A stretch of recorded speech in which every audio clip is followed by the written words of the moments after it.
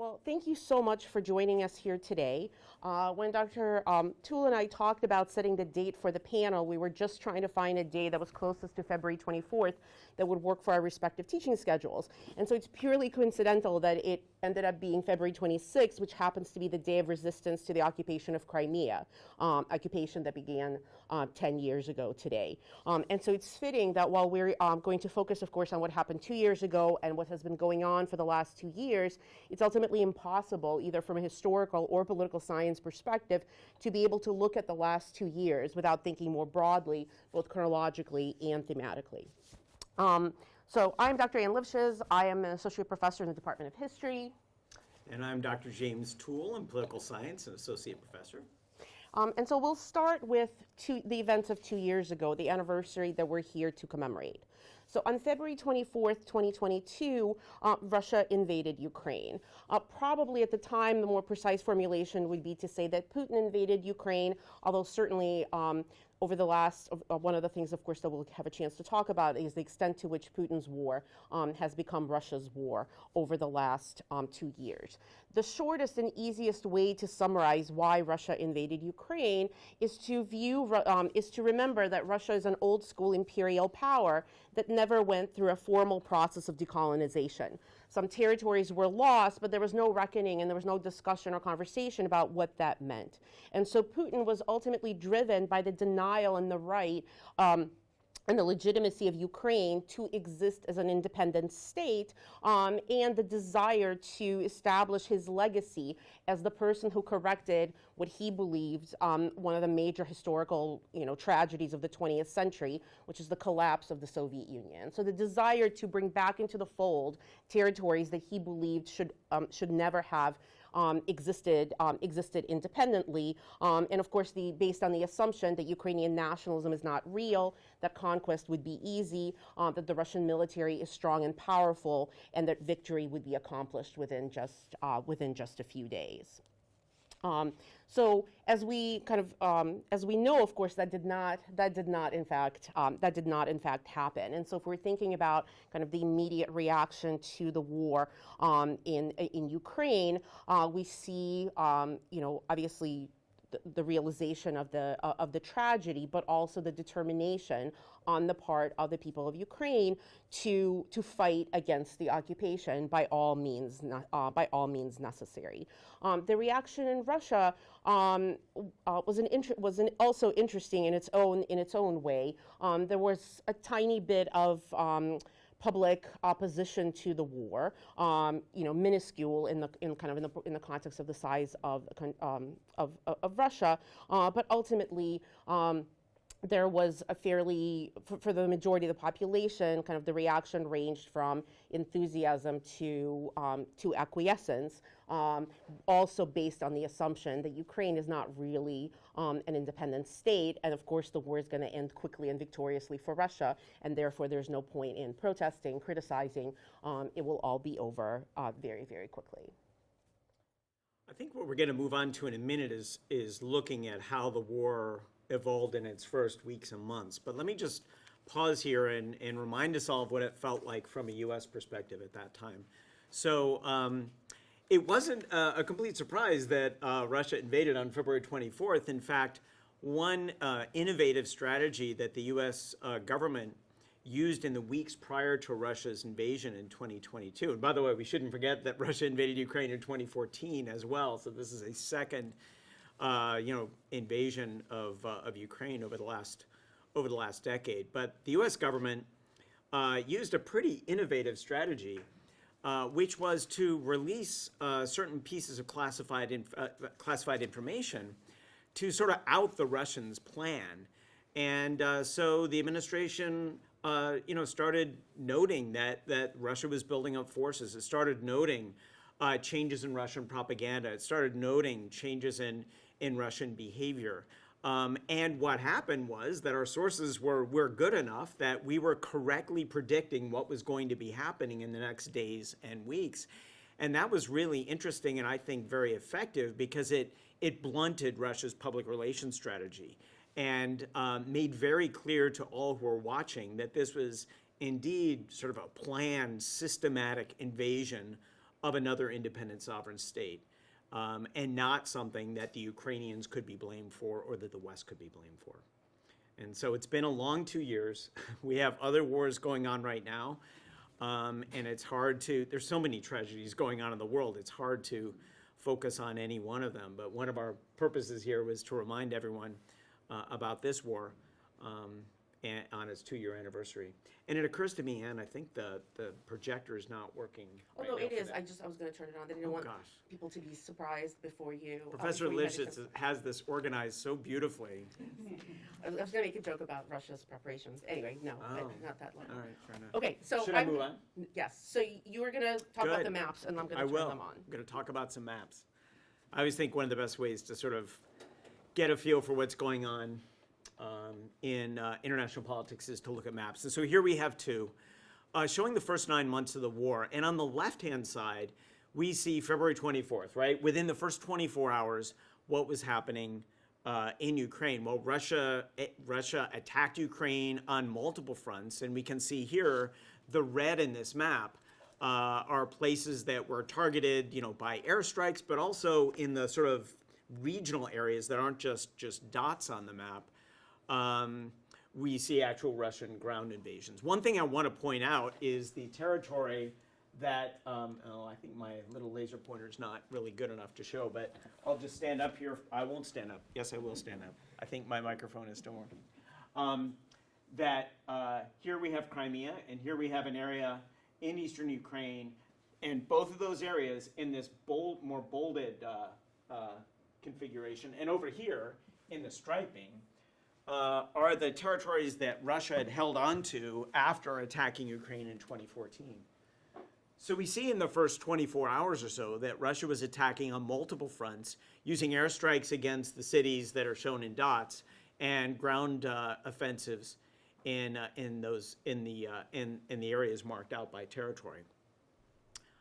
On the right-hand side, we see the map 9 months later. And this is on November 13th. No, same one. Yeah, thanks. On the right-hand side, we see 9 months later. All that blue territory is territory that Russia initially invaded but was pushed out of by Ukrainian counteroffensives.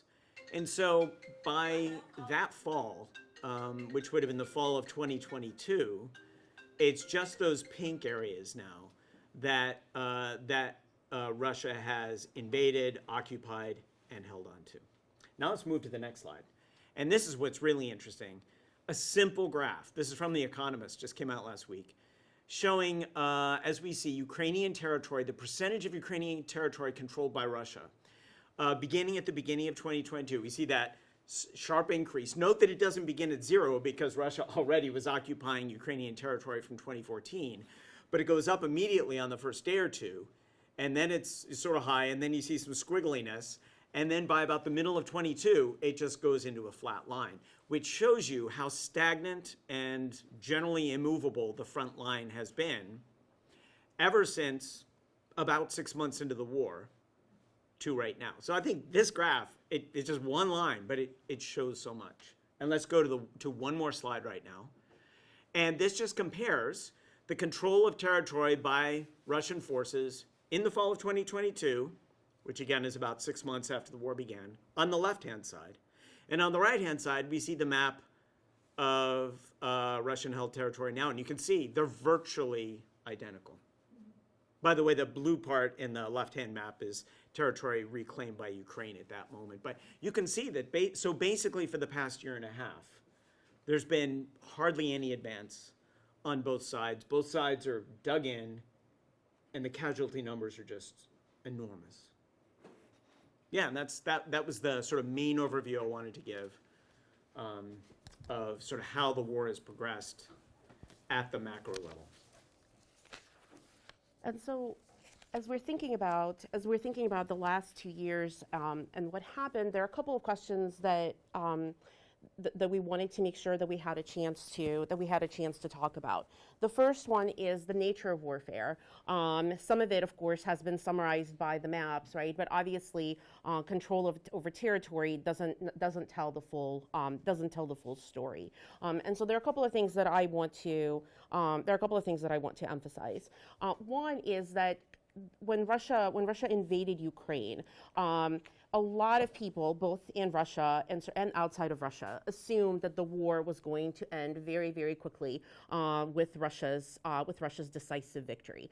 We know Russia thought so because 3 days after the invasion, there was an internet oopsie where a pre-scheduled public kind of congratulatory message congratulating Putin on successfully completing the war and kind of taking care of this problem posted on the internet and then had to be taken down. But everything on the internet is forever. And so making it clear that the original vision was that the war was supposed to be over. The war was supposed to be over in 3 days. The assumption was that the military side of the fighting was going to be easy for Russia, and certainly the last 2 years have proven the extent to which the assumptions about Russia's military might have been grossly overinflated. Perhaps understandably so inside Russia. We can talk about reasons why people project assumptions of power on Russia from the outside. And because the war did not end, quickly, because things did not go according to Russia's plan, it is important to take note of a couple of really important features of the nature of warfare that Russia unleashed on the territory of Ukraine. The first, some of the things that became very clear, right, were sort of the extent of the inaptitude and lack of imagination when it came to operational design, basic logistics, and maintenance. There's not a tremendous amount of innovation in strategy. The main thing that the Russian military has been able to do on the territory of Ukraine is to essentially vomit out massive amounts of firepower, brutalizing civilians, and committing a wide range of war crimes, right? And that's one of the things that I think can be hidden behind the map that appears to be not moving too much, is that lack of movement on the kind of more clearly defined battlefield is accompanied by a strategy that involves consistently and systematically targeting civilian targets, attacking the civilian population. It also in addition to the destruction of the civilian population, we also see kind of whole, efforts at destruction of infrastructure, right? Housing, farming, farming equipment. The first summer, we saw pictures of fields of grain being burned. And that was a key component of Russia's military strategy to impoverish Ukraine, to impede Ukraine's development, and ultimately to undermine the economy of Ukraine for decades to come.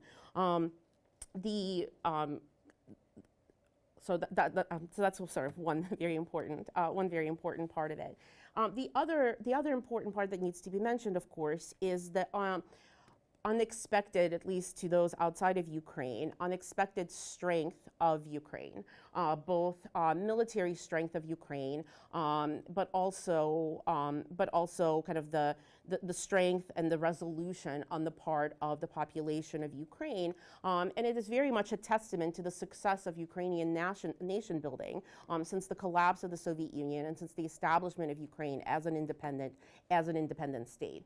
Russia's underlying assumption was that Ukraine is not a real country, and it does not have a real national identity. Certainly, everything that has happened in the last 2 years has demonstrated otherwise. And there's a ways in which kind of the imperialist assumptions of the Russian state towards Ukraine were, in part, sometimes consciously, sometimes less so, assumed by Western observers as well, which is why some of the developments have taken have taken outside observers a little bit, a little bit by surprise. If we're thinking about why so many people assumed that Russia was in fact a strong and powerful country, a lot of it really has to do with the way that many of us in the West imagine power, right? That power is an authoritarian male dictator, that power is the ability to crush political opposition and put an end to any kind of dissent. And kind of the assumptions that that is what a strong leader looks like, that is what a powerful leader looks like, extended to assumptions that surely a dictator is going to have a strong and powerful military. And there are, of course, kind of other features of the appeal of Russia and Putin, including, including the attacks on the LGBTQ plus community, and kind of the willingness to showcase that as proof that Russia is the only European country that's going to save Western civilization from these various nefarious plots that are circulating around the world. So I agree with almost everything that Dr. Lynch has just said. Here's where I disagree a bit. I don't think that we have overestimated Russia's military strength. I remember in an early panel discussion that we had, I said, I don't think that Ukraine is going to be able to dislodge Russia very soon, and that may have put me in the category of people who thought that Russia's strength should be, was real. And I think what we're seeing 2 years down the road is that brute force really does matter. And the monumental resources that Russia is able to pour into its military effort, incredibly cruel though those resources are, and somewhat finite, although frankly the Russian economy is actually growing right now and did not suffer tremendously in GDP terms from sanctions, et cetera. I don't see, and also, of course, we have to also take into account the fact that Congress right now is refusing to allocate additional military spending for Ukraine. But still, I mean, it's very hard to imagine how Russian forces are going to be dislodged from the territories we're looking at on the map here. And I think what that shows is that despite the tremendously immoral way Russia is fighting by just throwing in people to be slaughtered on the front lines.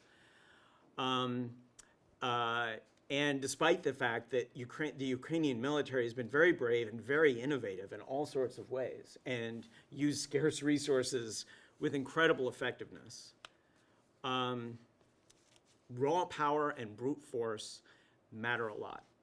And unfortunately, in my view, I think we're still seeing that now. Do we want to go with our outline, or do we want to argue I think about we should, Russia's no, I think we should go ahead with the outline. We'll come back. We'll come back. We'll put a If not pin in here, then Russia's, in the hallways, we'll via put a pin in text, Russia's whatever. brute force. Do you want to look at that next slide briefly? Yeah. Maybe or maybe not, but we were talking about the way that Russia fights. And here if you don't mind, I'll just quickly go through these. On the left, this is probably a bit hard to read. These are from The Economist from this week. We see a breakdown of confirmed Russian casualties killed in Ukraine, soldiers killed in Ukraine. It's only confirmed numbers, so there are many missing. But what we see here, what's really interesting, of course, is we see that light pink section that were inmates, right? These are the convicts that were brought out of prison to fight for Russia, as well as the lighter blue area, which is volunteers. And I think we could put volunteers in quotation marks because many people let's say people were volunteered. I don't think that many people did not volunteer, but were forcibly, let's say, volunteer. And on the right-hand side, this is just incredible. This compares Russian casualties in this war to past Russian casualties. And the upper right-hand box, that gray box, is the Chechen wars, which were incredibly brutal. On the right-hand side, about halfway down, we see all the Russian casualties in the war in Afghanistan, 10-year war that that many people call sort of Russia's Vietnam, right? That Russia had to pull out of. And then the gigantic red box, which is the casualties just in Ukraine since 2022, not even including the war in 2014 or the subsequent the subsequent, occupation. So again, this just shows the cruelty of Russian methods, cruelty that is toward the Russian soldiers who are fighting, as well as, and I completely agree with what Anne said about the war crimes being committed against Ukrainians. Sorry, I don't want to go too far into this because we want to move on in the outline, but I thought that kind of underscored the different ways in which these two forces are fighting. Right, and just to add to the statistics, Russia lost, in the last 2 years, Russia lost more than the number that they actually started the war with, right? Since we were talking about losses in the war in Afghanistan, the Battle of Avdiivka, that one of the few things that Russia has been able to celebrate, right? The sort of 2 years of fighting over a teeny tiny suburb. They lost more there than they lost overall in Afghanistan. Just in that one battle that has lasted the last 2 years. A small town that just concluded, more Russian soldiers killed than in that entire box 10-year war in Afghanistan. And certainly, and I think that this is something that we'll have a chance to talk about maybe a little bit later, right? That the ways in which the Russian government is able to get away with this kind of strategy in this particular war. I think it's safe to say that when people assumed Russia was strong and powerful militarily, this is not exactly what they meant. Well, actually, that is partly what was meant. I think the assumption, a lot of the assumptions though were about specifically the technology and the military strategy, rather than the pure dumping of But also of bodies. was sheer resources, sheer size. They do still matter in politics. Hate to say it. But anyway, we'll move on. Okay, so we talked a little bit about the nature of the occupation and the war crimes. The one more thing that I wanted to add for the war crimes, and I think that this is something that is really remarkable, and I think marks this conflict. Both connected to previous wars in this region, but also perhaps marks it as a little bit different. The commitment on the part of people in Ukraine to document Russian atrocities, and in many ways, it is a testament to the faith in Ukraine that this is a war that they're going to win, and therefore the people responsible for this war are going to be brought to justice. But kind of the documentation of the war crimes, and in fact some of the crimes that have been documented have actually been successfully submitted to The Hague, because so many of the territories were under Russia's occupation and then they were liberated from Russian occupation. It allowed the revelation of the extent of the atrocities that were committed. We have people who specialize in exhuming mass graves from the Holocaust, kind of coincidentally being located in the region, being able to come in and use their expertise in order to help uncover those mass graves, specifically mentioning that we expect many, many more, and that has proven to be the case. In some places worse than others, but certainly the territories that were liberated from occupation revealed the extent of those atrocities and the determination on the part of Ukraine to make sure that the atrocities are not forgotten. Do you want to talk about disinformation warfare? Oh, I thought we were going to go to strategies. Oh, go ahead. Yeah, so if that's all right. Mm-hmm. So let's talk for a little bit about what opponents of Russia have done outside of Ukraine to help Ukraine and to push back against the Russian invasion. Let me just begin by just noting, it has to be said, that the invasion of one country by another country is arguably the single clearest violation in all of international law. So, regardless of what Putin might believe about the nature of Ukrainian identity, he invaded a sovereign state. And, and many of us, including me, think that human rights violations are morally more serious than this. However, under international law, which privileges state sovereignty, this is sort of a capital offense under international law. So anyway, how did the West respond? How did the U.S. respond? Well, in multiple ways. Obviously, one way was by sending a lot of aid to Ukraine. Another way was by imposing sanctions of various kinds on the Russian state. And I think those are kind of the two broad categories. One, helping Ukraine, the other, trying to punish Russia economically. So in terms of helping Ukraine, let me just give you some overall statistics encompassing the last 2 years. So since the beginning of the war until this month, the European Union and other European countries have given 96 billion US dollars to Ukraine. The United States, with roughly a similar sized economy, roughly a similar sized population, has given 74 billion. So 96 billion from Europe, 74 billion from the United States. And these numbers include all forms of aid: military aid, humanitarian aid, refugee assistance, etc. Just this month, the European Union has announced an additional $54 billion. This is economic and humanitarian assistance only, but it will continue to give military assistance. So that's through 2027. So this would be a projected European funding total, not including new military spending, of 150 billion. So that'll, at the moment, that will make it twice as much as the United States, particularly if the current aid packages to Ukraine don't get through Congress. These numbers sound huge, right? 96 billion, 150 billion, and they are huge. But it is important to keep really big numbers in perspective, because we're talking about, hundreds of millions of people living in the United States and in Europe, two of the wealthiest regions of the world. So the EU funding, if we take even the larger figure, which includes the new funding package, all of that European Union funding expressed as a percentage of the size of the European economy, so a percentage of European GDP, will add up to 0.86%, so less than 1%. So it's important to keep these big numbers in perspective. So this gigantic European aid program that will be twice as large as the US program if the funding package doesn't get through Congress, still only amounts to less than 1% of European GDP. And US funding, again assuming that the current aid proposal does not get through Congress, is 0.32%, so 1/3 of 1% of GDP. So big numbers, but in broad perspective, not nearly as big as you might think. For example, I'm just going to leave that aside. I could get into more detail, but I think that's the aid that we're giving in perspective. Let me talk about sanctions, so ways to punish Russia economically. So there are various types of sanctions.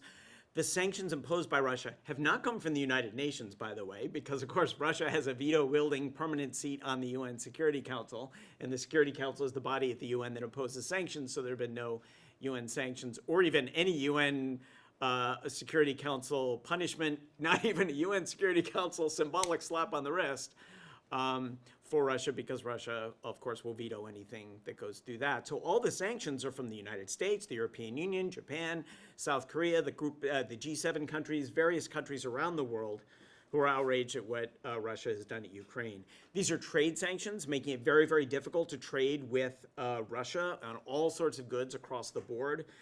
They also include financial sanctions that have hurt Russian bank transactions very severely. And of course, technology transfer is very important. It's not like the US and the West were giving sensitive military or even selling sensitive military technology to Russia, but there's been a vast increase in preventing dual use, lower levels of technology as well, including some other things that we can talk about. There's a global price cap on the price of Russian oil that makes it difficult for Russia to sell one of its most valuable exports at global oil prices. And there are a number of other things to mention as well. I think the last thing I'll say in this section is that, and also very importantly, well, I don't know how importantly in terms of their effect, but also important to note is there are many, many targeted sanctions, personal sanctions on individual Russian leaders and also on individual Russian companies. Targeted sanctions tend not to be very effective in changing the policy direction of a government, but still they're often the easiest sanctions to include.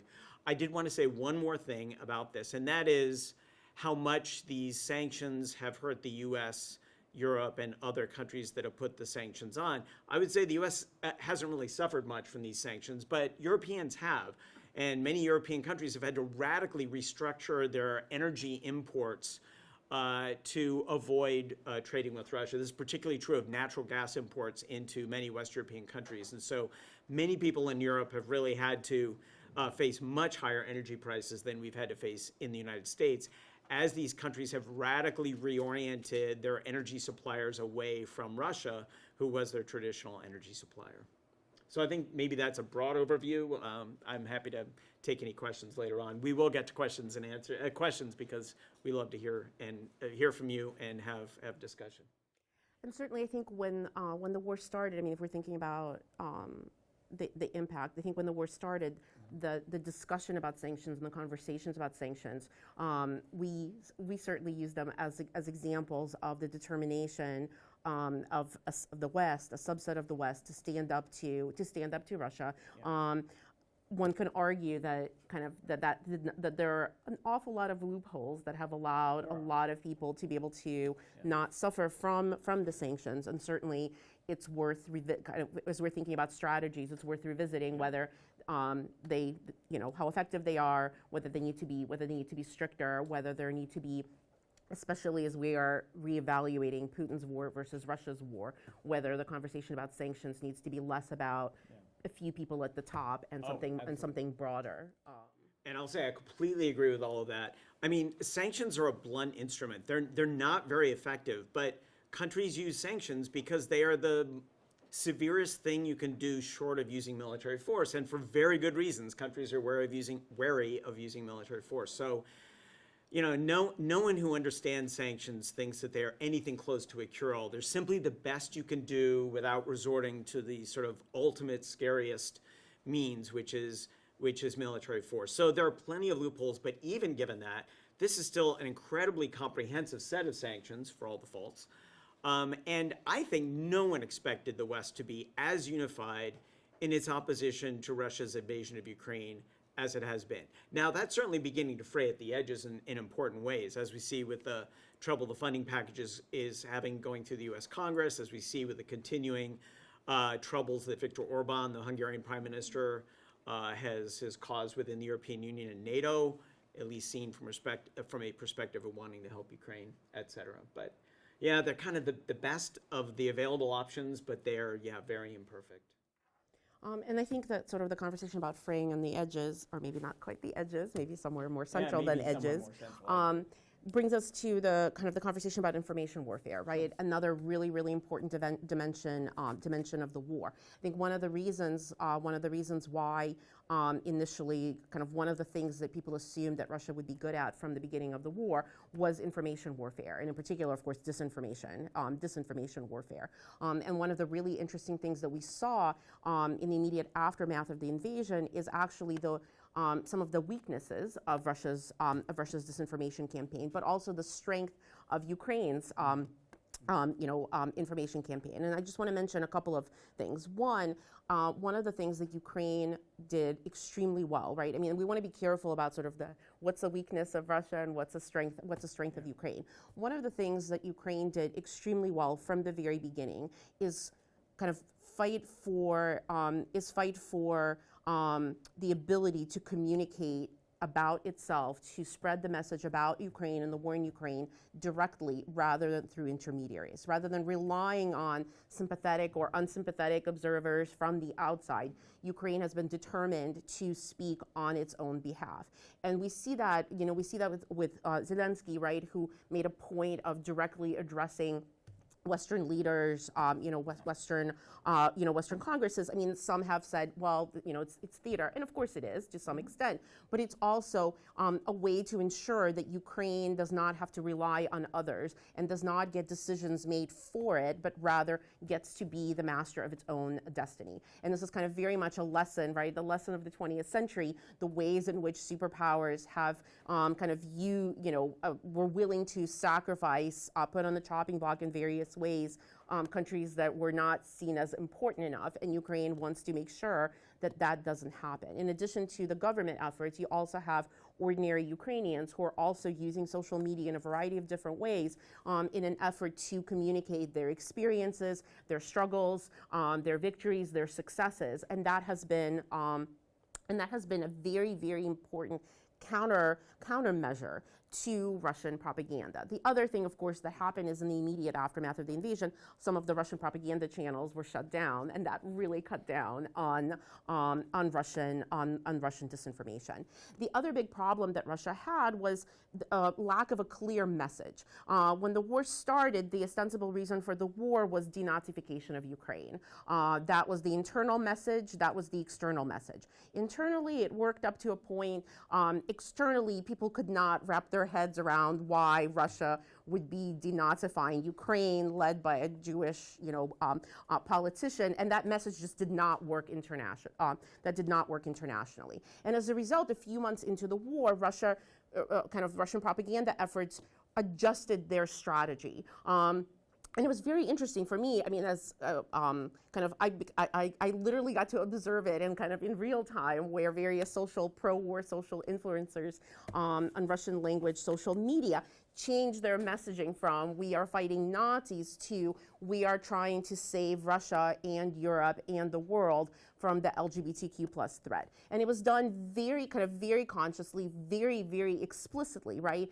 And again, and this was both messaging internally and externally. And of course, that messaging proved to be more successful, not perfectly successful, but much more successful, because certainly using the LGBTQ plus community as a scapegoat is in fact a relatively reliably successful strategy, both internally inside Russia, but also internationally as well.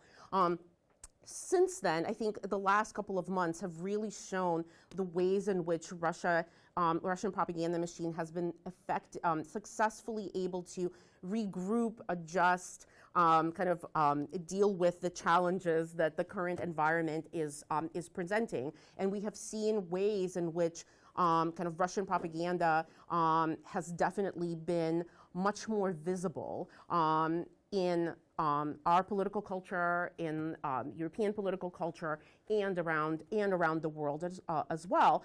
Certainly, it's not without it requires supporters and helpers, and there are plenty to be found. There are plenty to be found, both in the West and the United States. But this has been kind of a big resurgence of Russian disinformation campaign. Certainly, not coincidentally, as it coincides with American political campaigns ramping up as well. Yeah. I think I'll leave it there. You did a nice job, and I know we have other things to talk about.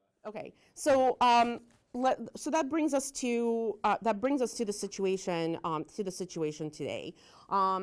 A couple of things. I want to say just a couple of things very quickly about Russia and Ukraine. I think certainly on the 2-year anniversary, which fell on Saturday, Ukrainian language and Russian language social media was full of conversations and about the war. People remembering how the war started, people talking about their experiences, people talking about the lives lost. And you also in addition to the mourning, of course, you also see the continued commitment and determination to the war effort. But there's also a lot of emphasis placed on the fact that Ukraine needs help and that Ukraine needs support. And that is that is a very, very significant component of the both Ukrainian language conversations and Russian language conversations that are pro-Ukrainian about this particular conflict on the 2-year anniversary. For Russia, there was a tiny bit of protest. It's not clear whether it was more driven by the 2-year anniversary rather than or perhaps more the death of Navalny. But there's a tiny sort of outburst of protest, which of course is brutally put down by the Russian government. It certainly appears that Russia is preparing for the very remote possibility that there will be more protests. But it's not. But based on the last 2 years, certainly, it's not clear that that's the direction. That Russia is in fact going to take. As far as the rebranding is concerned, the anti-LGBTQ plus I think is going to be an evergreen for Russian propaganda. But one of the really interesting things that we've seen in some of the more recent propaganda is the shift from lofty geopolitical reasons for the war to, you know, and this is literally sort of the propaganda directed at Russians to enlist. You know, if you win this war, you can buy an apartment in Kiev really, really cheap, right? I mean, and so we've really kind of shifted from, you know, saving the world from Nazis to let's end this thing so that we can do some redistribution of property, and you can have a lovely, you know, a lovely place to live, assuming that there's anything left, right? Because I mean, certainly the pictures that we see of the cities in Ukraine that have been you know, taken by Russia. It's preceded by wholesale destruction of the you know, of the infrastructure there. So I think that the kind of those. Oh, sorry, one last thing. On the 2-year anniversary of Russia's invasion of Ukraine, there were fireworks in Moscow celebrating the 2-year anniversary of Russia's invasion of Ukraine. And as a historian, I cannot say that this is an unprecedented thing, right? In general, people usually have fireworks to celebrate completed operations, right? Completed wars. I'm not sure I can think of another example, right, where during an ongoing war, you celebrate the day you invaded for a campaign that was supposed to last 3 days. 2 years later, a celebratory set of fireworks is a choice, right? I mean, it is a choice about signaling to the rest of the world, certainly signaling to people in Russia, kind of the unrepentant nature of the Russian government as far as the continued war is concerned. Yeah, so I think if we look back 2 years later, I think one thing we clearly see is that very few of Vladimir Putin's aims have been achieved. And he's suffered gigantic setbacks from this war that he alone instituted. First of all, he doesn't control Ukraine. He controls parts of Ukraine, relatively small parts of Ukraine. That's a real problem for Ukrainian sovereignty and integrity, but it's vastly short of his expectations. Again, not only did he not do it in 3 days, he hasn't done it in 2 years. There's no indication he's going to get much beyond these lines anytime soon. Second thing is, just today, Sweden's accession documents for joining NATO were approved by the Hungarian parliament. And that was the last political and substantive hurdle to the accession of Sweden into NATO. So Vladimir Putin also clearly expected that this invasion would divide the West.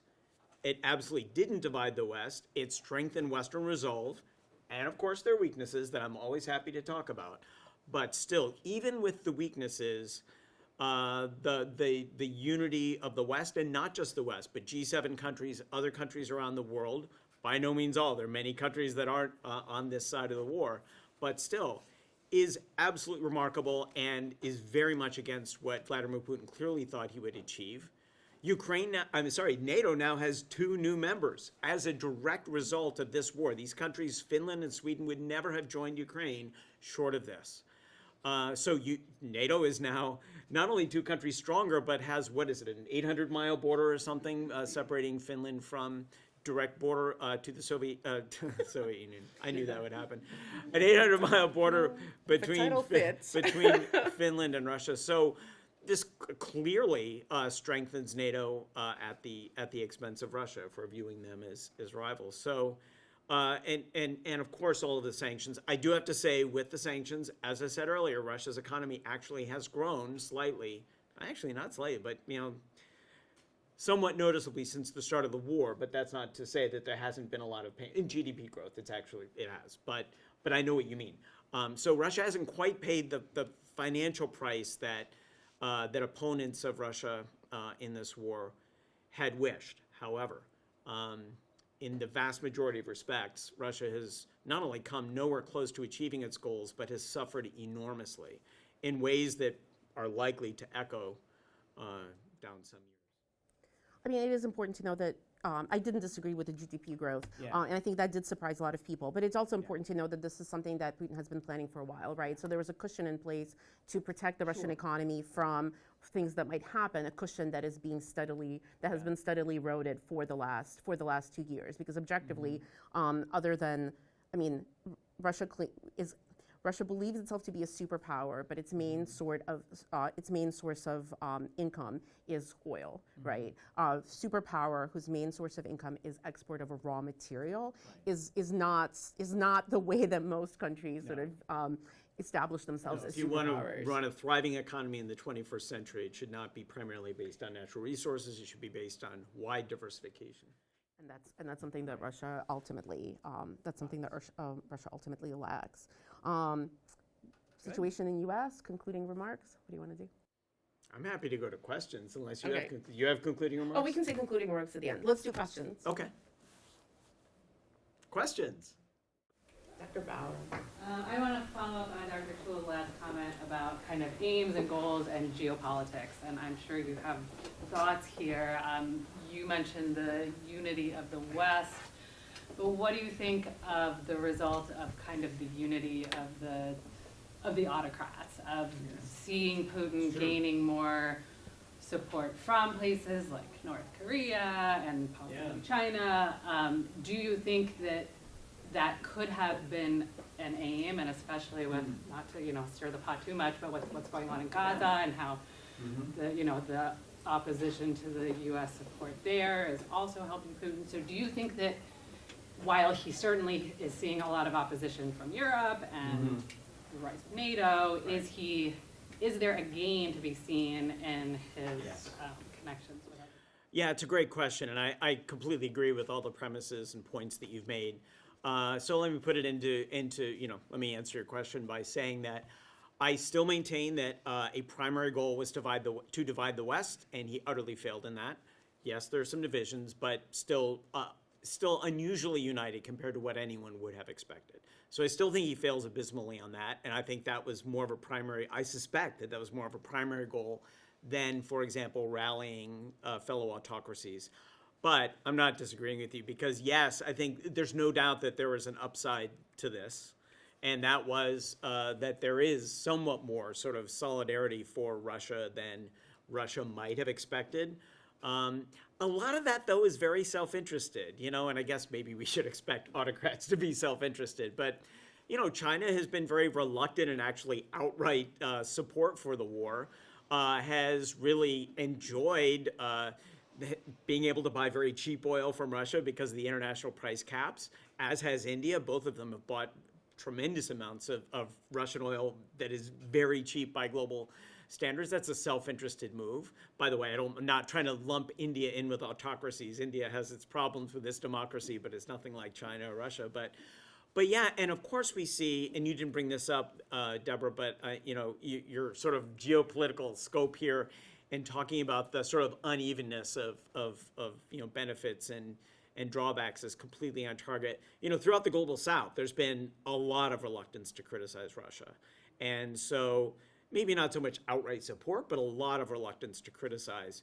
And a lot of that, I think, is born of long time resentment toward the global North and toward the West. And we certainly can be arrogant and high-handed, et cetera. So in a variety of ways, I agree that Russia is benefiting from, you mentioned suppliers too, North Korea and Iran supplying military equipment, for example. China offering at least kind of not a whole lot of diplomatic support, but still enjoying the moment where two authoritarian regimes can not support Washington's goals. And other countries like India, South Africa, et cetera, who, are benefiting self-interestedly from this and are reluctant to criticize Russia. So it is a very uneven story, but I still, in the end, maintain that, dividing the West was a primary goal that simply has not been at all achieved. It has been achieved only to a small degree. Okay, so I'll just say the biggest weakness appears to be within the United States, and that's significant because of how strong and influential and we are, and given how much money we can give. So when I talk about Western support, fraying, yeah, it is within the U.S. that fraying matters the most, and I agree that fraying is increasing. But still, looking back at the beginning, I think this is still he's facing vastly more opposition throughout the West and has for the last 2 years than he ever expected. Was it that he expected the financial support to not be? I think he thought the West would be divided against itself and how to respond to the Russian invasion. Let me just mention one thing: German natural gas. I mean, Germany had had a long history, since the end of the Cold War, of trying to be as friendly as possible to Russia, trying not to treat Russia as an enemy, and being very much aware of how dependent it was on Russian natural gas supplies. And Germany has turned around completely on this. That was something surely he never foresaw, surely hardly any experts foresaw. And so these are things that just show how outrage at the Russian invasion and sympathy toward Ukraine did in fact bring the West together far more dramatically than I think anyone really expected. I want to go back to Dr. Bauer's question. I do think that another very important part of it's interesting to look at the way that Russia's diplomatic successes are viewed inside Russia. That we from the outside can look and say, oh wow, Russia is gathering the autocrats, it appears to have supporters. Internally in Russia, even to the regime's supporters, getting photo ops with North Korea and photo ops with China do not carry a lot of weight, in large part, because of racism. Certainly that's a huge part of it, right? So there's a lot of sort of discussions about to what extent Russia that prided itself for so long to be viewed as a European power is being relegated to only getting to hang out with, Asian authoritarian regimes is not necessarily quite the kind of even a propaganda coup that it may appear to be. For China in particular, and despite how much bragging there was about China's support, actually looking at, besides the photo op, right, besides the massive economic concessions that Russia made to China, China never actually reciprocated in any way in terms of support. I mean, watching the West squirm is delightful, but ultimately there was very little gained by Russia other than those concessions, and that was very noticeable. I mean, it included op-eds, right, from pro-Kremlin sources talking about how if Russia has to be a vassal of somebody, it's so much better to be a vassal of China than it is to be a vassal of Europe. The word vassal was actually used. I mean, I don't know what it is like in English. In Russian, that word has an awful lot of baggage associated with it. None of it positive. And so this kind of open acquiescence that reorienting oneself to China means that it's not going to be an equal partnership, and that's from a right? That's from like a pro-Kremlin, position.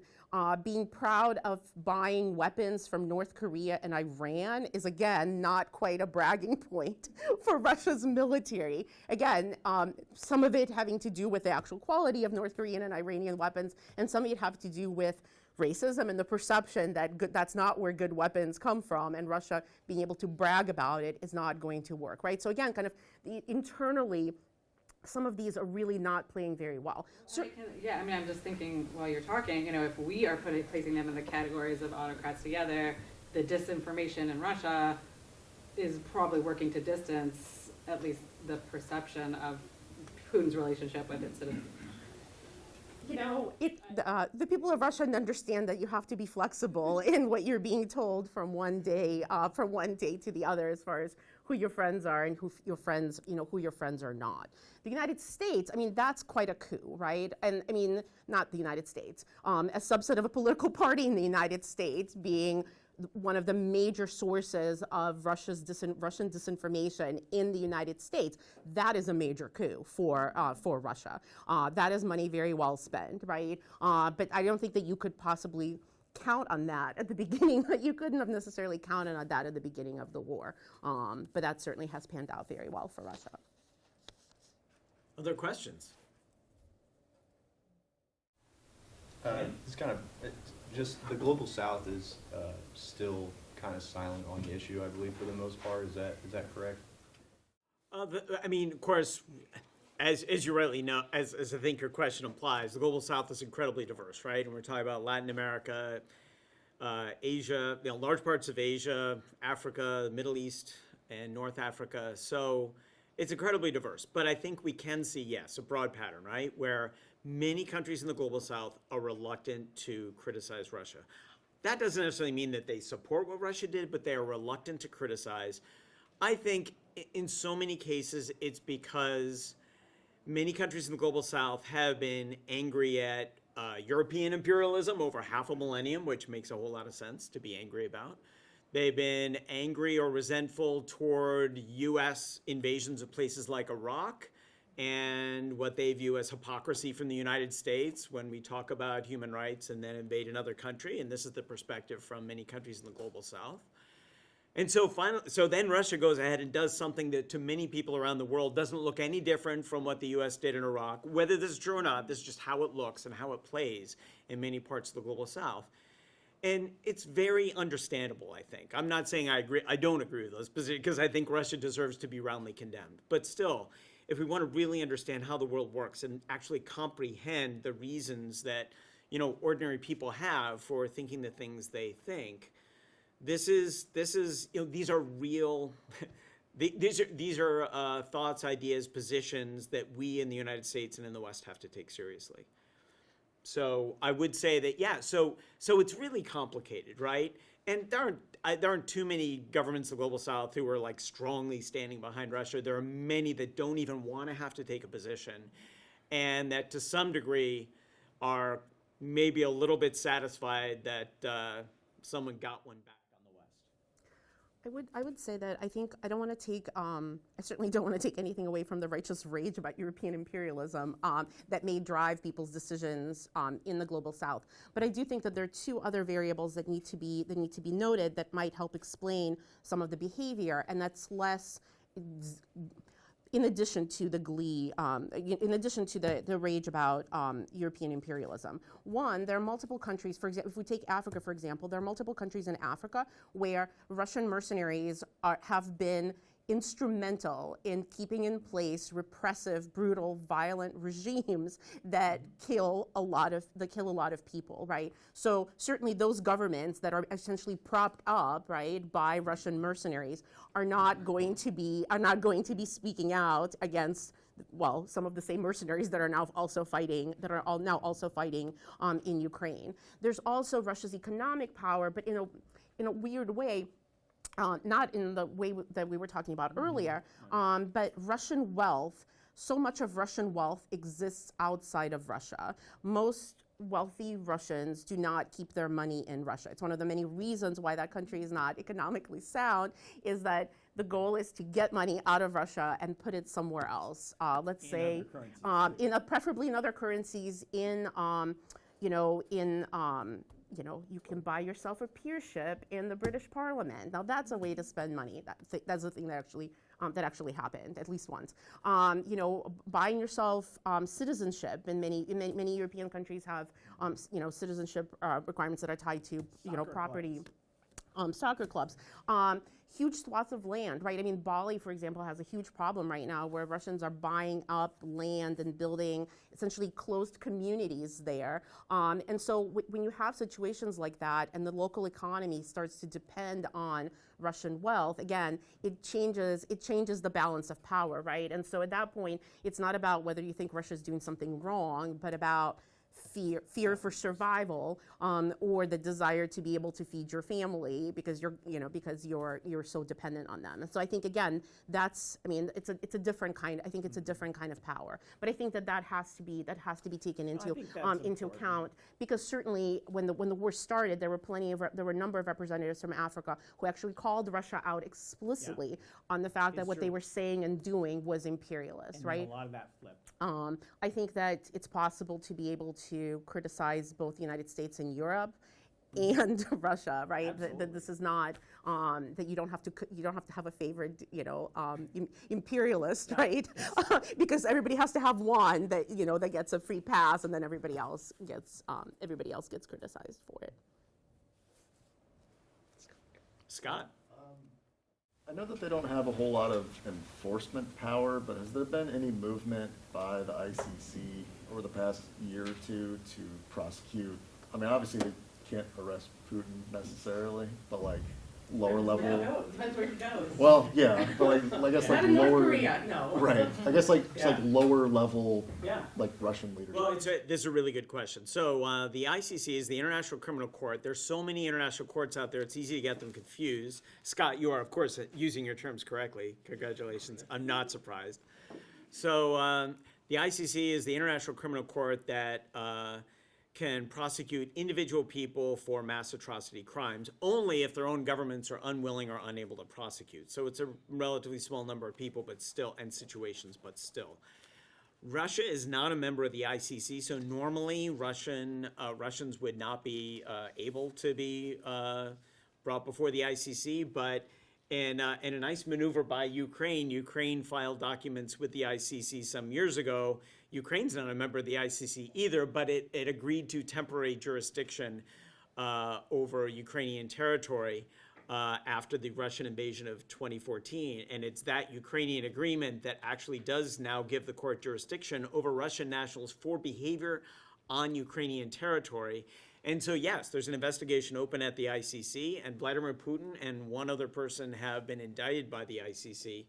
Yeah, so President of Russia has been indicted by the premier international court that exists to try people for international mass atrocity crimes. He's been brought up on one count, on one section of the war crimes article in the ICC statute, but there is likely more to come. That was clearly selected because the evidence was very, very strong, but the investigations are ongoing, and I would expect other indictments to be announced in the future.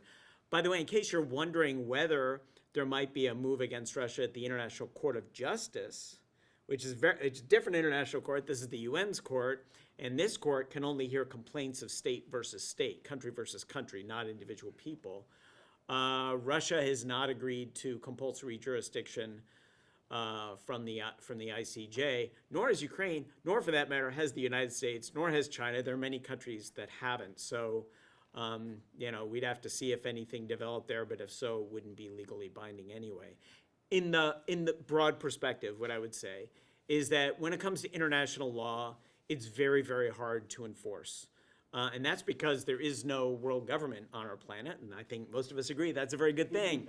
But without there being any form of world government, and it's clearly we're nowhere at all close to that, there's no way to sort of coercively force countries or indeed individual people to abide by international law. So we're in an odd time in history where international law is well developed and elaborate. It's highly articulated. We could point to very specific sort of sentences and paragraphs that lay out crimes very, very clearly and say what should and should not be done by people or by countries. And so international law is very well developed, but the mechanisms of enforcing it are incredibly weak, which leads to so much frustration among many of us. It's totally understandable. When we see countries and people getting away with horrible things, yet we see international justice doing almost nothing about it. And just to add very quickly to what Professor Till said, the charge that that has been brought against Russia is child kidnapping, kidnapping Ukrainian children, taking them to Russia, changing their documents, and kind of homing them with Russian families. Yeah. And one of the, I think. And I remember seeing that and being slightly surprised, going, but the mass graves, they have uncovered mass graves. But I guess that's more complicated. But I think one of the things that worked it's in all about where the evidence came from earliest on. Yeah. I'm blanking on her name, but the woman, I know she's the head of Russia's child welfare ministry or something. Yeah. I mean, she essentially publicly talked about everything that she has done in her efforts to remove Ukrainian children from Ukraine and bring them to Russia. So that evidence is sort of, was transmitted on Russian television, obviously in a more congratulatory setting than being indicted by the ACC. But again, I mentioned this earlier. The kind of the meticulous collection of records and documentation on the part of both the Ukrainian government, but also ordinary Ukrainians, as a way to, especially for ordinary Ukrainians, as a sense of responsibility. They survived, others around them didn't. It is their responsibility to document in the hopes that someday this its information will be could be used in some kind of criminal proceedings. Other questions? Yeah, I came in late, so maybe you already addressed this, but the responsibility of a United States to support the Ukrainian army. Back when Senator Lugar went over there in the 90s? In the 90s, yeah. Yeah, and they signed what I believe is a Budapest memorandum where United States, England, and Russia, they signed the accord that if Ukraine disarms and anybody attacks them, but these three would Yeah.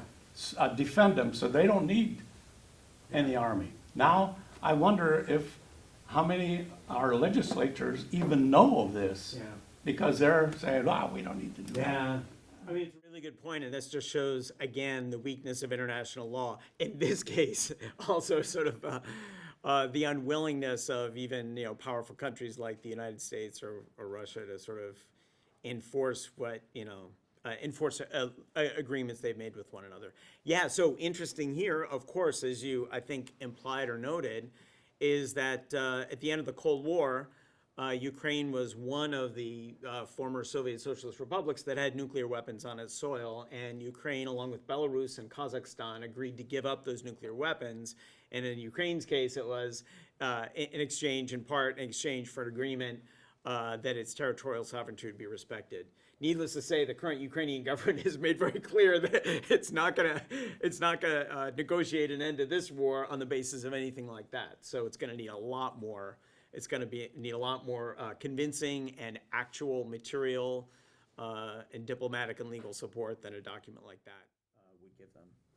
It is also important to note, right, when we're talking about U.S. support for Ukraine and U.S. aid for Ukraine, if we actually look at what that means, there are all sorts of ways, as is so often the case with international aid, is that it has tremendous benefits for the United States, right? Certainly for the U.S. military, right? We're essentially unloading old stuff and buying new stuff for the U.S. military. So a lot of the conversations that we're having in our political the political discourse around, oh my God, this is, we're giving away things. I think it is important to appreciate the various benefits that this that this help support and support has for the United States, to say nothing about the fact that that American soldiers are not in any danger, NATO soldiers are not in any combat danger, and rather we see the sort of Ukraine chipping away at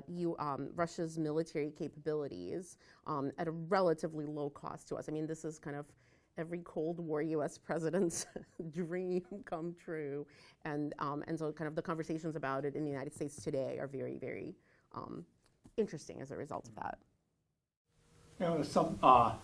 A lot of you hear people think that we're writing a check and sending out to Ukraine, and they're abusing the money. Well, the thing is, like you said, that we are sending them our old stuff, and actually our companies like Raytheon and military companies, they're the ones that are benefiting, and the workers here are benefiting with the replenishing of new stuff. Well, and as Dr. Lish just mentioned, I mean, there are tremendous strategic benefits to the United States to supporting Ukraine. And with all due respect to the other side of the argument, and I understand, but, in broad perspective, let's just say there's a long enough history of wars in Europe that have come to knock on the door of the United States, forcing us to get involved at much higher cost later on because we weren't engaged enough at the beginning to make sure those wars didn't expand. You pay an investment, a relatively small investment early on. Remember, this is 1/3 of 1% of U.S. GDP is all the money we've sent to Ukraine since the start of that war. 1/3 of 1% of U.S. GDP. I think that could be viewed as a very, very smart and inexpensive investment in European security in hopes of preventing a larger European war that would inevitably draw us back in at gigantic cost. Is that 1/3 or 1% over 2 years or 1 year? That's since the beginning of the war in February 2022. So it is over 2 years, yes. So it's really half of that. Okay, good point. Per year, 1/6 of 1%. Thanks for pointing that out. That's a really good point. And At least, let me look. Yes, actually, that's true. That is true. And I would say that I think it would be easier to take the counter argument more seriously if the counter argument wasn't coming directly from Russian propaganda. I think that would make that an easier argument to take seriously as something that would actually can potentially be beneficial to the United States. We're getting close. There's another class here at 1:30, so I think we're running. Yeah, Any other questions? Did you want to say anything? No. I do. I have everything. Sorry. The last thing that I want to say, and I think again, this kind of thinking about anniversaries are arbitrary, but also important. I think one of the things that's important to note about, the war at this 2-year mark, right, is that we have, and Dr. Toole talked about sort of the surprising or unsurprising resilience of Russia, and we've talked about the Ukrainian resilience. I do think that it's really, really important to note that one of the main sources of Ukrainian resilience is desire to continue to exist as an independent state. The main source of Russian resilience is indifference. The Russian government doesn't rely on popular support, it relies on indifference. And for us, kind of people on the outside looking at what's going on in Ukraine, our indifference is basically support for Russia. If that's somebody's position, they have a right to their position. But it is important to note that indifference, the unwillingness to pass aid packages, all of these conversations, they are designed to help Russia, and they're designed to bring about more bloodshed. The idea that kind of that supporting Ukraine is the same as supporting war is deeply problematic. The idea that Ukraine needs to be negotiating with a country that wants it to be wiped off the face of the earth. There are literally, in addition to military victories in the UN, right? Speaking of the UN, right? The Russian representative to the UN specifically talks about sort of that they can continue this until it's done. Russian politicians talk about the need to deport Ukrainians out of territories that are under Russian occupation if those Ukrainians continue to believe that Ukraine should be independent. We're not talking about two sides that can sit down and reasonably negotiate about the situation. And so again, kind of the importance of thinking about what's going on, especially when there's so much else going on in the world, the importance of thinking about what's happening in Ukraine and what we can do to at least end that problem, and maybe get started on some of the other ones. So, thank you. Good. Thank you. Thank you for coming.